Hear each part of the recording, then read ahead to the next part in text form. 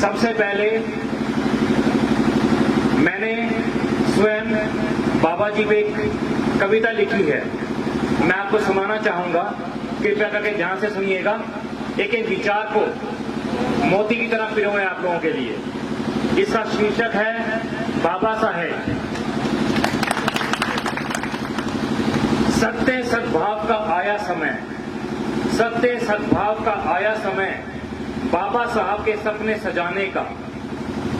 सकारात्मकता के प्रति मूर्त बाबा, सकारात्मकता के प्रति मूर्त बाबा, तुम्हें सलाम है सारे जमाने का, तुम्हें सलाम है सारे जमाने का, तुम्हें सलाम है सारे जमाने का। साहब जी की प्रकाश में सोच, साहब जी की प्रकाश में सोच, स्वर्णिम भविष्य को है दर्शाती। संकीर्णता का युग समाप्त कर, संकीर्णता का युग समाप्त कर, नवीनता एवं स्थिरता दिखलाती। वैश्विक उत्पीड़न का अंत करने को न्योछावर किया संपूर्ण जीवन, न्योछावर किया संपूर्ण जीवन। वंदे मातरम की पुकार ने, वंदे मातरम की पुकार ने बाबा साहब के जज्बों को दी नई उमंग, नई उमंग। बुद्धि बल का प्रयोग कर, बुद्धि बल का प्रयोग कर जगत में फैलाया क्रांतिपूरक संदेश, जगत में फैलाया क्रांतिपूरक संदेश।